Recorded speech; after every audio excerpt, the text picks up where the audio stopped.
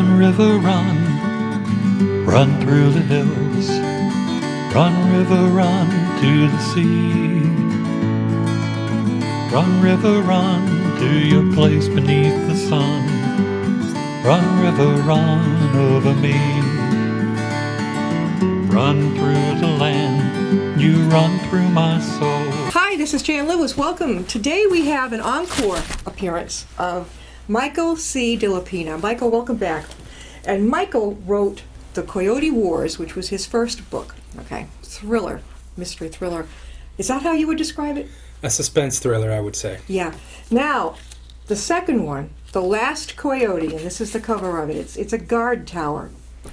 And it's you know, in a prison type of thing. And just the cover alone got me going. I really like that. I like the other one too, but for some reason or other, I don't know. What was the difference when you were writing this? Well, the first one was basically setting a stage, and this one is a continuation of the saga, and it stands on its own. It could end the series, or it could continue, as you suggested, but at the time that it came out, you recall there was a big prison escape, just coincidentally, in New York. The two prisoners escaped. One died, tunnels. Right? One, and the other one was shot, killed. Yeah. Not exactly died, but killed. Yeah. And the other one was recaptured. And of course, we had the infamous escape of El Chapo from Supermax in Mexico. Is he caught yet? He hasn't been caught. No. I doubt they will catch him, but it's possible. So this came out, and so essentially, this is a story of a prison break. Yeah. Prison break. Yeah. I love this. You know, it. Quickly go over what the Coyote Wars was about, and then we're going to lead into The Last Coyote. Well, the Coyote Wars was about a family of committed terrorists. We would call them domestic terrorists. They were born and raised in the United States. They basically were raised as a cult, essentially. And their mission was to strike a blow against the United States. And they did so by infiltrating certain government agencies, which they did successfully. I explain how in the book.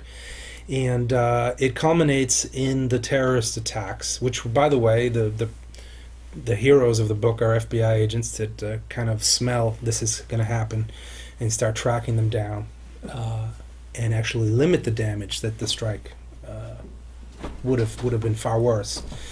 But it leaves it with the escape of one of the coyotes, if you will. The name of the terrorists are the coyotes. The sister of the guy who's now in prison. Correct. So the youngest of the children, her name is Alexa. And she is quite a oh my God. She's quite resourceful. So she escapes, and then her brother, who's the oldest of the clan, is imprisoned at a Supermax facility, which is supposedly impregnable.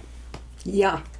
She is amazing. Every time, you know, I kept thinking, what is she going to do next? How is she going to get in here? She was like, it was boom, boom, boom, boom. She could kill anybody and not even care. She would say, what did she would mix? She mixed a poison. What was it she injected them with? She was using fentanyl to poison and give overdoses to people. One of the things that comes out in this book is it actually deals with the heroin problem that we're facing in this country. And there are a couple of characters that are heroin addicts, and she actually worked for a pharmaceutical company. That was her cover in the first book. And so she had access to some drugs, which she uses to some effect in this book. What gets me is how she wiggled her way into the FBI training. She got in there, and nobody had a clue what was going on. Now, being in the FBI, you must, I mean, did that kind of strike you as it could happen? Well, sure. I mean, in the first book, her brother, Peter, is the one who infiltrates the FBI. And he, don't want to give too much away, but he doesn't make it. Yep. But, yes, she manages to infiltrate another government agency, which could happen because, as you know, I discuss in the book the hiring process for instance, the Bureau of Prisons. And it's really not that extensive. He did, yeah. I was wondering about that. It truly isn't. She had to literally make her brother sick, the prisoner. I won't go into all of it, just in order to try and do her timeline instead of giving it away. But she had to literally get him something to make him sick. Oh, don't know. I mean, that was really but when I thought, wow, she went really over. Sounds like you liked it. Oh yeah, Yeah. this really held my attention a lot. So now when I Yeah. know everybody asks you, is there going to be a sequel to this? Is there? Well, one of the things I'm thinking is I really need to spend time promoting this book, and I have many events. I've started to do events outside of the Where are you going to be? New England. I am going to be. Let me see. I'm going to be in New Hampshire in November. I'm going to be in Pennsylvania actually in December. How did they find you? Well, some of my fans will reach out through the Coyote Wars Facebook page, and they'll ask me if I would do an event here, would I do it? And I've already said to my fans, I will go anywhere. I will go anywhere in the United States, or even outside the U.S. to promote the book. So, I had an event in Virginia earlier this year, and I plan on continuing that until these become self-sustaining, so that then I can do the third and maybe a fourth book. Are you still self-publishing? Yeah. See, I think that's great. So many people say, well, I'm going to send it to one of those established publishers. I'm like, good. Well, you may wait a year or two and still get turned down. Well, the difference today is with the internet, with a forum like Amazon, which sells everything, and to promote your book. Back in the day, self-publishing wasn't really feasible because you couldn't promote your book. But now with the internet, now with a platform like Amazon and social media, that's quite feasible. Because the reality is, a traditional publisher will publish your book, but they're not going to spend a lot of money advertising your book, unless you're a well-known author. So those books are just going to sit on the shelves. And the fact is, those authors that are using traditional publishers are going to have to do the same thing I'm doing, Exactly. which is going out and promoting their book, because the publisher isn't going to do it. I've worked as a publicist, not a publisher, but a publicist for getting them out there. Because as I told them, it's just like you said, if Yeah. a regular publisher gets your book, that's where it's going to stop. I mean, really, you're going to have to get out there anyway, whether you self-publish or you go through them. And, they'll say, well, why would I go to an arts and crafts fair? Why would I go to this occasion? I said, because you're going to stand out. Anywhere where you can stand out. You haven't been up yet to the July. Did I tell you about that one, the one up in Danversport, Mass? Every July, the New England Authors Expo. Fantastic. I mean, it's in a country club. Mhm. Huge ballroom. Tons of different genres for books. I'll have to go. You would love it. Downstairs is sci-fi. That's not going to be you. Yours would, there are no two alike. Mhm. And it's beautiful. And I've been twice now, and it's just, it's a lot of fun. I think you'd really like it. I don't know. I would love to go, even just to see the other authors. I had many authors that inspired me when I was younger. You mentioned sci-fi. I was a big fan of Isaac Asimov. In my youth, in his series of books. Ray Bradbury, great author, Fahrenheit 451. And when I was a teenager, I really fell in love with the Sherlock Holmes character of Sir Arthur Conan Doyle. I mean, that really captured my imagination. Probably is a big reason why I'm an author today. You think that it was coming when you were early on. Sure. Now, your children recognize the fact that you're an author, right? They Sure. know. They're not old enough yet to read the book, right? The two. Sure, no, they can read. They are. Yeah, Yeah. they Well, read the book. Yeah. it's interesting what our families think about what we do. I'm not sure my parents were always thrilled that I had made a decision, but I was going to try it anyway. Mhm. Get the bee out of your bonnet, right? Absolutely. Mom said to me, she said, well, you better go, do that, because she says, you're going to be sick. You're going to be miserable if you don't try it. So her message was a good one. Mhm. Give it a try. If you fall flat on your face, okay, pick yourself up again. Was this a shorter one? So back to the other point Yeah. of the third book. My thinking is I'm going to do a third sequence, but I'm going to hold on to it. I'm going to hold on to it until the first two become big successes, and then I can launch the third one. Because I really need time to promote these, and I can't do both. I can't be writing and promoting and have a full-time job. It's not possible. Yeah, that's a lot on your plate. Yeah. So now this has been out since, was it this year or last year? This just came out in June of this year. So July, August, September. 3 months, 4 months ago. Yeah. And I know you were Michael C. Della Pena. He's our guest today, author of the Coyote Wars and also the Last Coyote thriller. You were up here in Milford, I know. Mm-hmm. Where else have you been? I missed the Milford one this time. I got you the first time. There's lots of libraries around. I was in Warren, Rhode Island, at the library there. I'm being asked to go back to Rhode Island, another Rhode Island library in Greenville. I'll probably do that in January. They're asking me to go. I'll be at the Ames Free Library in Easton in mid-November. So I've got multiple events planned. Very excited. Yeah, and you're willing. You'll travel anywhere. I'll go anywhere. I said I would even go to Alaska. Well, okay, that's good. You'll go to Europe. Sure. What's the furthest you've gone for this? Well, I did some research into translating the book into Spanish. I was in Honduras, and I spoke with a bookstore trader and owner there, and we talked about that. I could technically translate it myself into Spanish. Again, it would be very time-consuming. But unfortunately, I learned that the market in South America is very weak because people cannot afford books. Sadly, in Latin America, they don't have the libraries that we have in this country. We have no idea how lucky we are. We've got libraries people can go and read and study on their own. They don't have those resources down there. So basically, the bookstore owner told me he sells more Spanish-speaking books in Miami than he does in Latin America. Wow. It's amazing, right? Yeah, and you could actually, you speak Spanish, right? Yes. So you could translate it, but there's no time for that with your schedule. It would be very time-consuming. Translation is extremely time-consuming, yes. Is there somebody that you know who would do it for you? Not for free. Well, let's see. Maybe a family member or a friend? Promise them a nice steak dinner? It would be a very awesome project. I wouldn't dare ask anybody to do that without some compensation. And quite frankly, once I will wait till the book becomes a big hit, and then I'll do that. Just as I'm waiting to perhaps do an audio version of the book. That's a good idea. Yeah, I've had fans ask me to do that, but the price dynamic is not there right now for that.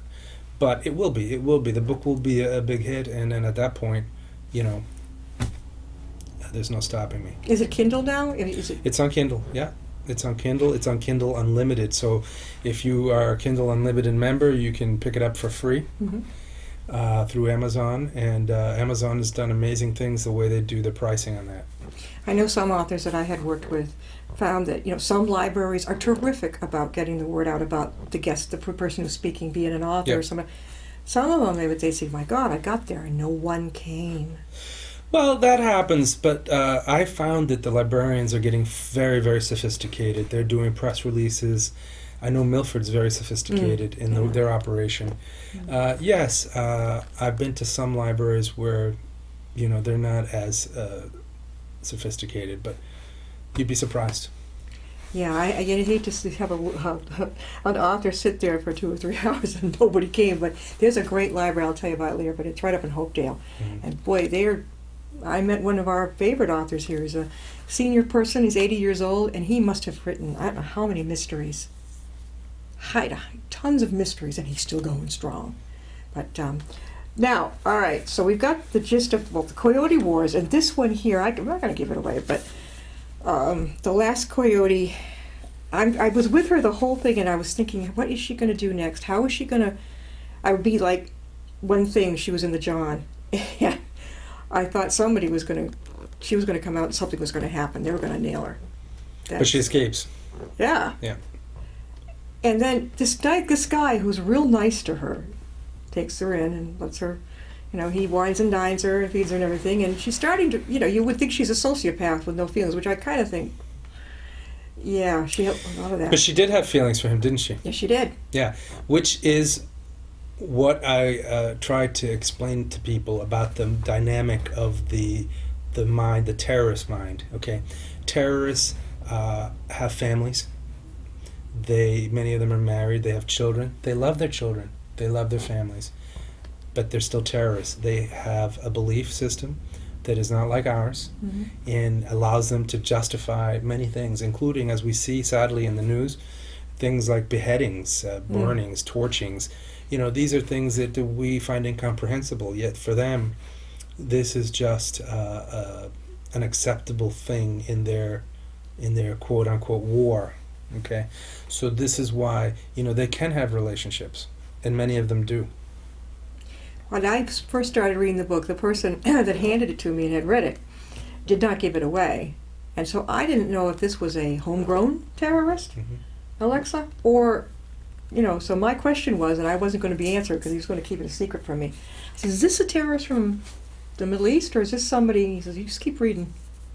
That's what I thought at first, because I think a lot of us just don't think that somebody in our own country, or is that?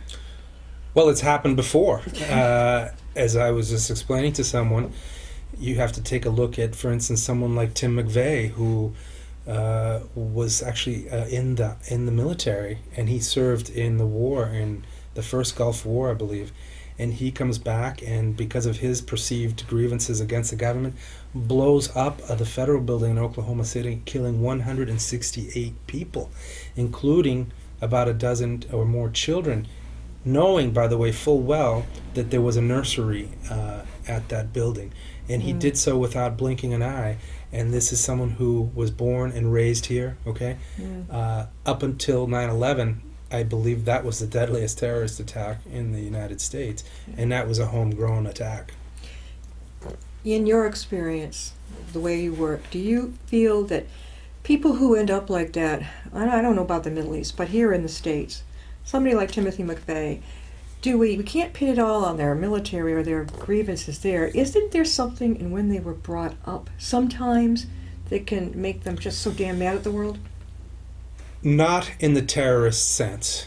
There are people who, either through their own mental disorders or through upbringing, can become sociopathic. Okay, but you know, most sociopaths actually don't commit crimes. Yeah. Okay, they're pretty slick. A lot of the business. very slick. Yeah. Very, yes. They can come in all walks of life. There are sociopaths in politics, in police forces. There are doctors that are sociopaths. Oh, don't say that. Unfortunately, yes. That doesn't mean they're not good doctors. Yeah, yeah. They could be exceptional doctors or exceptional politicians. But the terrorist is a different animal, and they have grievances, and they're often very intelligent and very articulate. And we can see there are terrorist leaders around the world that can, you know, dominate tens of thousands of followers. And this Alexa who was in here, Yeah. I can see why they didn't detect it in her. She was so good. Yes, I mean, she blended into society, but then again, she was trained to. She was born in the United States. And so she was very good and very skilled and very clever, yes? And Yeah. Seemed to be one step ahead, didn't she, of the good guys. Yeah. Let's not forget there are good guys in this book. Yeah, and that There are elderly good guys. couple, I felt so bad. That was horrible. Well, basically, yes, she manipulates an old couple into letting them give her shelter, right? She tells them that she wants to put her car or truck in their barn. And that's all part of a scheme that she has, which was very carefully choreographed, Yeah. don't you think? Yeah. And so, It's creepy. but it was very easy for anybody to fall into that. I mean, here she was, you know, giving them money, right? Yeah. They needed it, and next thing you know, yeah. But the old lady, I forget her name now, but She was pretty sharp. she was no wallflower, was she?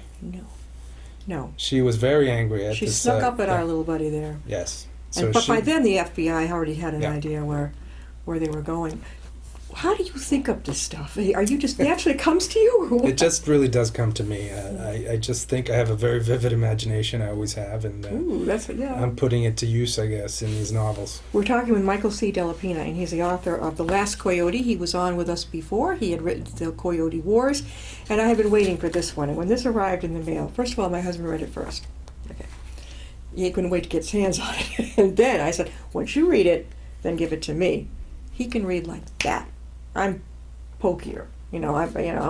I'll have 2 or 3 books going at the same time. But forget those. By the time I would say not even halfway through this book, I was already reading like 1:30 in the morning. I was going, and the way you write it is not complicated. It didn't lose me in characters. There are quite a few books that I'll think that looks good, or somebody else. It's what's the word? Too much information. Dense. Yeah, it's too much, and they've lost me because you know why? I have to go back and check who was this. Right. Who You was have to take notes. It's like a class. I don't want that. It drives me crazy. So your style is that how it comes out with you? Just boom, boom, boom. It is my own style. I mean, who can ever say what inspires a people? I had great authors growing up. I read most of the classics. I was a big fan of Steinbeck, The Grapes of Wrath. Mark Twain was amazing. So many authors that really struck me, that I think helped inspire me. And I read a lot. I read a lot of books. I'm always reading, and so I think that was something that's helpful. I don't think you could be a good author if you don't yourself read. Ever read Robert Parker? I know he passed away, but I love his books. Talk about simple. Yes. One-word answers. I know a couple of fellows who are like that. One word, da-da-da-da-da-da. She'll say, "Are you Detective so-and-so?" And he'll go, "I am." And he just waits for them to bring to him what's interesting. And your style, like I said, it's not overly complicated. I had it. I got it. I got who people were. And if you introduced somebody new, it wasn't, as you said, it wasn't dense. It wasn't so overcomplicated. It wasn't flowing with it was flowing with the story. So I'd have to go back a few chapters and say, well, who the heck was this one, and how were they related to that one? You've probably picked up books like that. Absolutely. Oh. And it's painful. Yeah, to say the least. It's annoying because you might like the book at first, and you get to like a certain part, and you're like, oh man, here comes another person. Sometimes you can't finish it. Oh, no kidding. Yeah, I've put down a few of them. Disappointed, but I'm like, well, that's life, and you go on to another one. So is your favorite mystery and thrillers? You write them, but... Well, what's funny is I do read mysteries and thrillers, but I typically read nonfiction books, historical books. I read a lot of books, historical books, books on the FBI. I collect them, many of them. So I usually read nonfiction novels. For instance, right now I'm reading Into the Wild. Is that about the by guy? Krakauer? Yes, the young man who went into the wilderness. I read it, and I'm almost finished with that. And that's an example of a true story. Okay. Yeah. So I like those books. For instance, John Grisham is a big inspiration of mine, and he wrote a great book called The Innocent Man, or An Innocent Man. A very good true story about a man on death row who was exonerated. So nonfiction typically, but those books require, and I don't have the time, require a lot of research, okay? Months and years of research to do it right. And so, to be honest, it's easier to do fiction because it's in my imagination. You got to have a good imagination for that. You notice there's an awful lot of fantasy stuff out there now? Yes, yes I do. I'm not into it. It's I can't not my get thing. into No, it. no. So sci-fi, I know you like sci-fi. I just can't get into if it has an element of truth that could possibly happen in our world, yeah, I'll try it. But if it's so far-fetched, like this guy Gorgon from, whatever planet, I'm like, no. Yeah. No, and I like you. I like non-fiction. But more and more I start reading some fiction, but it usually has some kind of, this could happen. Absolutely. It's spooky, and it's... Well, as we saw from the news, it has happened. People have broken out of prisons, unfortunately. And there's a big manhunt right now for this drug kingpin who we saw the tunnel that he built. Now, she couldn't do that in this book. She has to find a more clever way to break him out, and I think it was clever. Oh, what do you think about the Bulger situation? Well, he's in jail. Yeah, but now they've got his girlfriend on the stand. I don't know if she'll crack or not. I guess we'll have to see. We're going to have to find out about that. Well, how do they reach you again, Michael? Write your book. Well, anyone can reach me through my Facebook page, or thecoyotewars@gmail.com is another way to do it. So that's another way. Yeah. Okay. And now, are you going to be appearing Next month you're going to Rhode Island. How about, have you got the New Year set yet? Where are you going?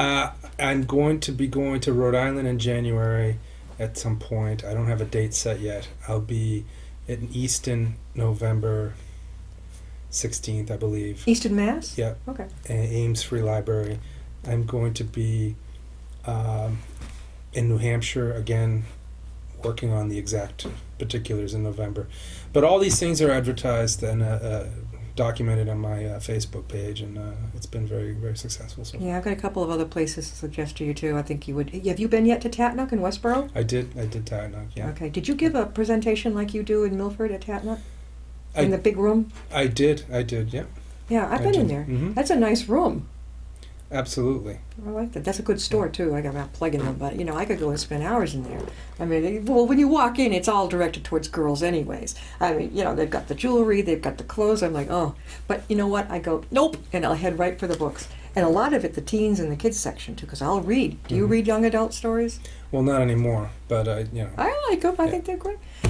Mike, thanks for coming on, and no clue when the next one might be, when this might be fully launched? I would think sometime in 2000 and late 2016, maybe the spring of 2017, we might have another book if it's well received. And like I said, I mean, I have a lot of people that really like it. There's a few detractors out there, but Really? there's some people that I've come across in my work that are in various states of mental distress. That Okay. have some paranoias and whatnot, but typically very well received, and I'm very, very happy to continue to promote this book. I can't imagine somebody. Oh no! This is you want some real attention grabber. The Last Coyote, Michael C. Della Pena, and you're gonna like it. Trust me. This is not something where you got to keep turning the pages to figure out who everybody is. It goes boom, boom, boom, boom, boom, just like that. Thank you, Michael. We've got to get you on another Thank time, you. right? Yes. All right. See you next time.